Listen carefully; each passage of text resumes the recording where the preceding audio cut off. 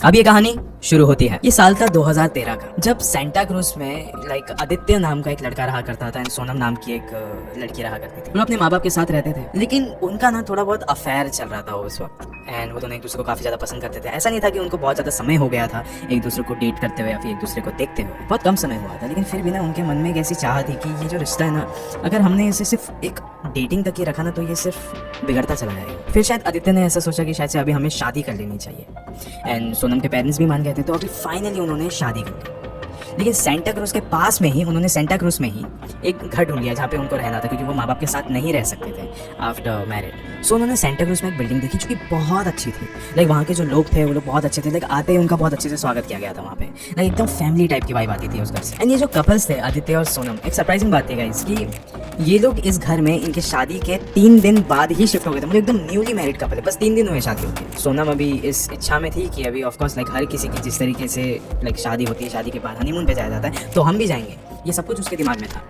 लेकिन कभी भी ऐसा आदित्य की तरफ से नहीं आया कि हाँ हनीमून पे जा रहे वगैरह। एक बार सोनम ने बस उसको पूछ लिया कि हम हनीमून पे कब जा रहे हैं, तो आदित्य ने कहा कि अभी नहीं, मेरे ऑफिस का बहुत ज़्यादा वर्कलोड है एंड मुझे ऐसा लगता है कि हम दिवाली के दौरान जा सकते हैं, लेकिन अभी फ़िलहाल के लिए। एंड ये सुनने के बाद सोनम का एकदम दिल एकदम टूट सा गया, क्योंकि हर एक लड़की का सपना होता है कि एटलीस्ट शादी के बाद हम कहीं ना कहीं चाहे अपना एक मैरिड लाइफ की शुरुआत करने के लिए, हनीमून के लिए जाए, वो थोड़ा ऐसा फिजिकल इंटीमेसी के लिए जाए। लेकिन वही चीज़ आदित्य नहीं चाह रहा था, वो अपने वर्क को ज़्यादा प्रायोरिटी पे रख रहा था। सोनम को ये बिल्कुल पसंद नहीं। एंड ऐसे जो आदित्य था ये रोज़ सुबह 9 बजे चले जाया करता था अपने काम में एंड रात में 10 बजे आता था। 10 बजे आने के बाद वो तुरंत सो जाया करता था। उसको ऐसे कुछ काम नहीं था। एंड ये जो सोनम थी उसी समय पूरे दिन भर वो बस अपने घर पे बैठी रहती थी, बस वो टीवी देखती रहती थी, घर का काम करती रहती थी। एंड ऐसे देखते देखते उसका भी दिन खत्म हो जाता था। लेकिन धीरे धीरे करके सोनम ने भी वहाँ के जो पड़ोसी थे, जो हाउस वाइफ्स थे, जो बच्चे थे, उन लोग के साथ घुलना मिलना बहुत ज़्यादा शुरू कर दिया था। जो अड़ोस पड़ोस के लोग थे वो भी घर पे आया जाया करते थे, ये भी दूसरों के घर आया जाया करती थी।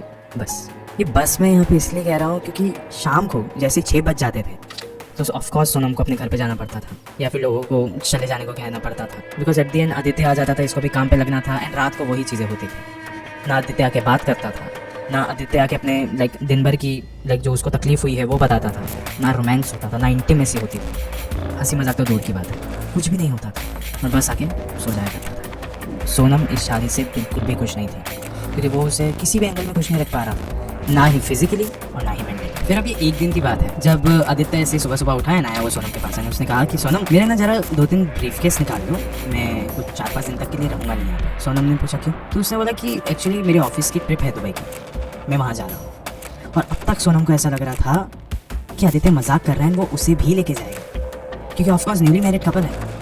शादी को सिर्फ अभी इस दौरान में कुछ 1-1.5 महीना ही हुआ था। सोनम को ऐसी उम्मीद थी कि अब वो बोलेगा कि तुम भी अपने बैग पैक्स कर लो, तुम भी चलो अभी दुबई में मेरे साथ 3-4 दिन के लिए। वो भी फिर सोनम ने बोला ठीक है मैं बैग पैक्स कर लेती हूँ। फिर उस वक्त ना जब वो बैग पैक कर रही थी, जब उसका खत्म हो गया, फिर उसने अपने ब्रीफ केस निकाले। फिर आदित्य आया, उसने बोला कि ये क्या कर रहे हो तुम? सोनम ने बोला मैं भी अपने कपड़े ये पैक कर रही हूँ। फिर आदित्य ने बोला कि मैं तुम्हें नहीं लेके जा रहा हूँ, तुम नहीं आ रहे हो, तुम्हें घर पे रहना पड़ेगा। सोनम का दिल टूट चुका था। सोनम सोच रही थी कि ये कैसा इंसान है, मैं इस इंसान को पिछले इतने महीनों से प्यार करती हूँ, शादी से पहले से प्यार करती हूँ, ये भी मुझे करता है, वो मुझे दिखा है, फिर अभी मेरे साथ ऐसा क्यों कर रहा है? ना मुझसे ढंग से बात करता है, ना मुझे प्यार करता है, ना मेरी फिक्र करता है, कुछ भी नहीं। और ना ही ये मुझे कुछ फिजिकली मुझे सेटिस्फाई कर पा रहा है। लेकिन इसने मुझे शादी में जो चीज़ें होती वो उसने मुझे दी ही नहीं है, सिवाय एक घर के जहाँ पे मैं दिन भर अकेली रहती हूँ। अब एकदम सुबह आदित्य निकल गया अपने ट्रिप के लिए। वो निकल गया, फ्लाइट में बैठ गया दुबई में जाने के लिए अपने कलीग्स के साथ। लेकिन फिर भी ना वो रास्ते भर इसी चीज़ को सोच रहा था कि सोनम ने भी अपने बैग्स निकाले थे।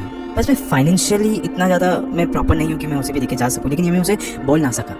अगर मैं उसे ये बोल सकता था तो शायद से उसका दिल नहीं टूटा, क्योंकि मैंने देखा था आधी रात को वो रो रही थी। शायद से मुझसे कुछ गलती हो रही है। ये पूरे शादी में मैंने सोनम को बिल्कुल भी खुश नहीं किया है। जब भी वो मेरे करीब आने की कोशिश करती तभी मैं उसको मना कर दिया करता था, क्योंकि मैं इतना ज़्यादा थक जाता था दिन भर। लेकिन शायद से अब मैं ऐसा नहीं करूँगा।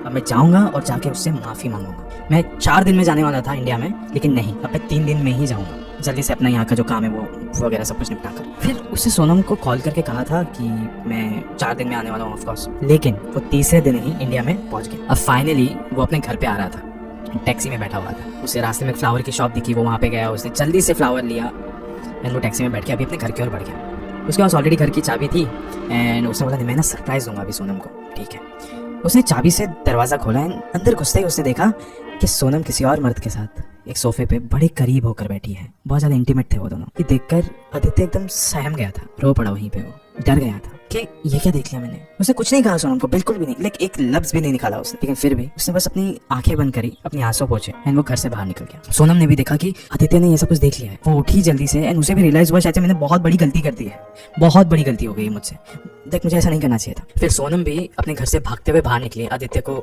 रोकने के लिए। लेकिन आदित्य न जाने रोते रोते कहाँ चला गया, लाइक सोनम को बिल्कुल भी नहीं दिखा। और अभी लाइक काफी रात हो चुकी थी। सोनम उसको ढूंढ ढूंढ के थक थक के पता नहीं घर पे वापस चले गई थी। अब जहाँ तक बात आदित्य की है तो ऑफकोर्स आदित्य का दिल बहुत बुरी तरीके से टूट चुका था। वो कभी भी दारू नहीं पीता था, उसके कोई भी ऐसे शौक नहीं थे जिससे वो एक गलत आदमी कहलाए। लाइक ना वो दारू पीता था, ना वो लाइक स्मोक करता था, कुछ भी नहीं करता था वो। लेकिन आज ना उसका दिल इस कदर टूटा हुआ था कि उसने शराब की बोतल ले ली, उसने पी ली। वो एकदम फुल ड्रंक हालत में अभी आधी रात को अपने घर जा रहा था। घर जाते जाते सीढ़ियाँ चढ़ते चढ़ते उसने सुना कि ऊपर के फ्लोर से, लाइक सेकंड फ्लोर में रहता था वो, एंड सेकंड फ्लोर से बहुत ज्यादा चीखने चिल्लाने की आवाजें आ रही है एकदम। तो वो गया ऊपर एंड उसने आसपास पूछा कि लाइक ये क्या हो रहा है। उसने देखा कि घर के बाहर बहुत ज्यादा भीड़ है। उसने भीड़ में से किसी एक को पूछा क्या हुआ है। फिर उसने कहा कि जो भाभी जी है उन्होंने आत्महत्या कर ली है। फिर आदित्य भागते हुए अंदर गया और उसने देखा कि जो पुलिस वाले थे वो लोग उस पंखे से सोनम उसे निकाल रहे थे। आदित्य वहीं पे रोते रोते नीचे गिर गया। शॉक में था वो, कहाँ उठा था वो ये देख के। बार बार अपने आप को ही कोस रहा था कि शायद से मुझे उसकी एक बार बात सुन लेनी चाहिए थी। लाइक हो सकता है कि शायद से अगर मैंने बात कर ली होती तो फिर आज ये दिन नहीं देखना पड़ता था मुझे। एंड इस हादसे के बाद लाइक आदित्य ने कुछ भी नहीं किया। लाइक वो बस उसका अंतिम संस्कार किया, उसके सारे परिवार वालों को बुलाया, अंतिम संस्कार किया एंड देन वो उस घर पे 2-3 दिन के लिए रुका हुआ था। सिर्फ 2-3 दिन के लिए। मैं ऐसा क्यों कह रहा हूँ कि वो उस घर में सिर्फ 2-3 दिन के लिए ही रुक पाया, वो आपको आगे पता चलेगा। अब जिस दिन लाइक सोनम की मौत हुई थी उसी रात को आदित्य अपने घर पे चला गया एंड वो जाके बस लाइक जो सोनम के कपड़े थे वो सब कुछ ऐसा बांध के लाइक उसके घर वालों को दे रहा था, क्योंकि वो नहीं चाह रहा था कि उसकी कोई भी चीज़ अभी उस घर में रहे जिससे उसे याद आए सोनम की। लेकिन फिर भी कोई एक ऐसी चीज़ शायद से उसने रख दी थी उस घर में जिसकी वजह से कुछ लाइक अनशन कुछ तो होने वाला था उस घर में, कुछ तो लाइक अपशगुन होने वाला था उस घर में। ये उसी रात की बात है जिस दिन लाइक सोनम की मौत हुई थी। वो आधी रात को सो रहा था एंड आधी नींद में उसने ये महसूस किया कि कोई तो उसके पैर पकड़ के एकदम कस के पकड़ के गिड़गिड़ा रहा है। ये कोई औरत है, रो रही है, वो माफ़ी मांग रही है। उसने अपनी नजरें खोली है, उसने देखा तो ये सोनम ही थी, सोनम की आत्मा थी। वो गिड़गिड़ा के माफ़ी मांग रही थी आदित्य से कि उसने जो भी किया वो गलत किया। लेकिन फिर भी आदित्य इतने ज़्यादा सदमे में था, उसे ऐसा लग रहा था कि ये बस मेरा सबकॉन्शियस माइंड है जो मुझे ये सारी चीज़ें दिखा रहा है, ऐसा कुछ भी नहीं। लेकिन धीरे धीरे करते करते 1 दिन बीता, 2 दिन बीता और तीसरे रात को तो हद ही हो गई। एंड तीसरी रात को वो जैसे सोने जाने लगा उसने देखा कि आसपास की सारी चीज़ें अभी अचानक से नीचे गिरने लग रही है। ऐसा लग रहा था कि कोई तो है जो अटेंशन पाने की कोशिश में है यहाँ पे। लाइक मुझे ऐसा चाहता कि मैं उस चीज़ पर गौर करूँ। फिर वापस से सोते वक्त वही हुआ कि एक औरत आ गई, यानी उसके पैर पे अपना सर रख के वो गिड़गिड़ाने लग गई, रोने लग गई। यानी जो आवाज़ थी एकदम शैतान जैसी सुनाई दे रही थी। एंड इस वक्त तक आदित्य को ये महसूस हो चुका था कि ये और कोई नहीं, ये सोनम की ही भटकती हुई आत्मा है जो यहाँ पे मुझसे माफ़ी मांग रही है, उसके किए की सज़ा मांग रही है। लेकिन आदित्य सहम चुका था ये सब कुछ देखकर। वो उस घर से भागते हुए बाहर निकला। उसने एक किसी पंडित को बुला के लाया।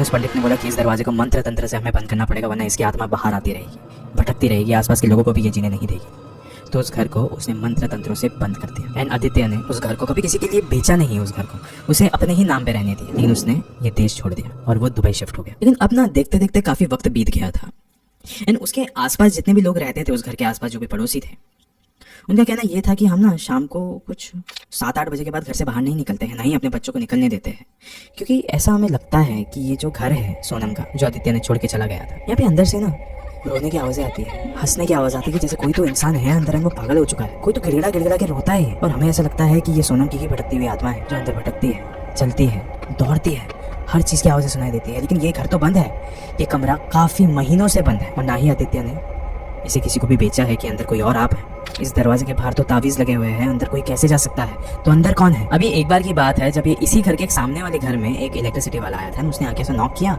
एंड पूछा कि ये सामने वाले घर पे ऐसे तावीज़ क्यों लगाई हुई है। लेकिन अभी 2 दिन पहले तक तो मैं आया था, यहाँ पे ये तावीज़ वगैरह नहीं थी और अभी ये सब कुछ क्यों। इन्होंने इलेक्ट्रिसिटी बिल नहीं भरा है अपना, इनको बोलो भरने के लिए, जरा किधर बाहर गए क्या। फिर वो औरत ने बोला 2 दिन पहले इस घर को तो बंद होके 2 साल हो चुके हैं, यहाँ पे कोई नहीं रहता है, इस दरवाजे को मंत्र तंत्र से बंद किया गया है, तावीज़ इतने सालों से लगी हुई है, देखो ना जंग लग गई है अभी, यहाँ पे जाले हैं मकड़ी के, यहाँ पे आप आ कैसे सकते हैं। फिर उस इलेक्ट्रिसिटी वाले ने कहा कि ऐसे कैसे हो सकता है। मैं अंदर भी गया था, एक सोनम नाम की औरत थी, उसने मुझे पानी भी पिलाया था, ये नहीं हो सकता। ये सब कुछ सुनने के बाद लाइक अलग अलग लोगों ने भी ऐसी ऐसी कहानी लाइक सुनाई लोगों को कि ये घर में लाइक हम आ जा सकते हैं कभी कभार, लेकिन अगर 1-2 दिन बाद आके देखते हैं तो यहाँ पे ये सब तावीज़ वगैरह लटकी हुई रहती है। इसने पूरा एक ऐसा हॉरर क्रिएट करके रखा था उस बिल्डिंग में। फिर ये जो हादसे थे ना ये बढ़ते जा रहे थे, तो वो जो सेकंड फ्लोर पर जितने भी लोग रहते थे उन सब ने एक फैसला लिया कि हम लोग ये सेकंड फ्लोर अभी छोड़ के जा रहे हैं, हम लोग यहाँ पे रहेंगे ही नहीं, हमको नहीं रहना है यहाँ पे। लाइक हर शाम को 6-7 बजे के बाद अंदर से हंसने और रोने की आवाज़ें शुरू हो जाती है। ऐसा लगता है कि कोई तो एकदम गिड़गिड़ा के रो रहा है एंड ये हमारे बच्चों को बिल्कुल नहीं पसंद। वो भी डरते हैं आधी रात को बाहर जाने से एंड हमें ऐसी जगह पे नहीं रहना है जहाँ पे हम खुल के सांस नहीं ले सकते, तो हम ये जगह छोड़ रहे हैं। तो ऐसे देखते देखते सेकंड फ्लोर पूरा खाली हो गया। अभी सेकंड फ्लोर पे कोई भी नहीं रहता है सिवाय सोनम की आत्मा के। फिर गाइस इस बिल्डिंग में भी लाइक इतने ज़्यादा लोग नहीं रहते थे, कुछ 6-7 लोग ही अभी बच गए थे इस बिल्डिंग में, लेकिन फिर सेक्रेटरी चेयरमैन थे यहाँ पे। सो जो चेयरमैन था उन्होंने एक चीज़ डिसाइड किया था कि सेकंड फ्लोर को हमें कंप्लीटली रिस्ट्रिक्टेड कर देना है, बैन कर देना है, यहाँ से ना कोई आएगा ना ही कोई यहाँ पे जाएगा। तो उन्होंने ना एकदम लाइक ब्लॉक कर दिया था इसको कि अगर आना जाना है तो आप लिफ्ट से आ जा सकते हो, लेकिन आपको सीढ़ियाँ नहीं यूज़ करनी है, लाइक बिल्कुल भी नहीं यूज़ करनी। इसको अगर कुछ इमरजेंसी हुआ तो ही हम उस सेकंड फ्लोर के दरवाजे को खोलेंगे, अदरवाइज वो वैसा का वैसा ही रहेगा। लेकिन फिर भी ना एक छोटा सा ऐसा गैप बचा हुआ था वहाँ पे आने जाने के लिए सीढ़ियों में, तो वहाँ से ना हमेशा एक काला कलर का कुत्ता आया जाया करता था एंड लोगों का कहना था कि वो सेकंड फ्लोर पे ही रहता है, आज भी वहीं पे रहता है। लेकिन जब भी शाम को वो कुत्ता भौंके तो एक चीज़ समझ जाना चाहिए कि सेकंड फ्लोर वाली भाभी जी बाहर आ चुकी है भटकने के लिए, क्योंकि कुत्ता कभी भी आवाज़ सुन के नहीं भौंकता, किसी ना किसी को देख के ही भौंकता है। और जबकि वो दरवाज़ा बंद है कई सालों से, तो वो सेकंड फ्लोर में वाकई में भटकती है, बंद हो चुकी है वहाँ पे, लेकिन फिर भी वो बाहर तो आ सकते हैं। तो ये बिल्डिंग वालों ने ना उस काले कलर के कुत्ते को एक ना अलार्म सिस्टम जैसा बना दिया था, एक अलर्ट जैसा देख लिया था उसको कि मतलब जब भी ये कुत्ता भौंके मतलब समझ जाना कि भाभी जी बाहर निकल चुकी है भटकने के लिए। तो हमें अपने बच्चों को और अपने आप को इस घर में बंद कर देना है, अपने अपने घरों में। यही होता आ रहा है वहाँ पे जब से। गाइस ये जो कहानी है ना जो मैंने आज आपको ये सुनाया है, ये मुंबई के सेंटा क्रूज की ये हॉरर लव स्टोरी, ये कोई झूठ नहीं है, ये एक सच्ची घटना है। इंटरनेट पे ऐसे बहुत सारे आर्टिकल्स हैं जिसने इस कहानी का एक जिस्ट दिया है, लेकिन कभी भी ना किसी को इस कहानी के बारे में पूरी तरीके से नहीं पता था। बस यही पता था लोगों को अब तक कि मतलब हस्बैंड वाइफ में कुछ झगड़े होते थे, दैट्स वाई वो जो औरत थी उन्होंने सुसाइड कर लिया था एंड उसके बाद लाइक वहाँ पे एक आत्मा भटकती है। लेकिन ऐसा नहीं था, ये एक पूरी कहानी है, एक पूरी एक लव स्टोरी है ये, कि मतलब कैसे एक औरत ने चीट किया एंड देन उसके बाद गिल्ट में आके उसने आत्महत्या कर ली, एंड कैसे वो जो आदित्य था उसने भी कभी सोनम को माफ नहीं किया। एंड गाइस इस वीडियो के अंत में भी मैं आपसे बस इतना ही कहना चाहूंगा कि ये जो सेंटा क्रूज की कहानी है ना, इसको सेकंड फ्लोर की भाभी जी की कहानी बताया जाता है। इसको कहते हैं कि मतलब ये कहानी एकदम सच्ची है, ये बहुत डरावनी। लोग इस बिल्डिंग के भी आसपास नहीं घूमना पसंद करते हैं, क्योंकि कहते हैं कि आज भी ये जो भाभी जी है ये वहीं पे भटकती है सेकंड फ्लोर पे, कोई भी आ जा नहीं सकता वहाँ पे। आज भी ये जो रूह है, ये जो आत्मा है, कि वहाँ पे इसी पछतावे में जी रही है कि मैंने अपने पति पे भरोसा नहीं किया एंड मैंने उसे चीट कर दिया, उसे धोखा दे दिया। एंड आज भी वो इस ही उम्मीद में वहाँ पे भटक रही है कि आदित्य एक दिन आएगा दुबई से यहाँ पे एंड आके इसे माफ़ करके जाएगा, तब जाके इसे मुक्ति मिलेगी। सो गाइस यही थी ये कहानी।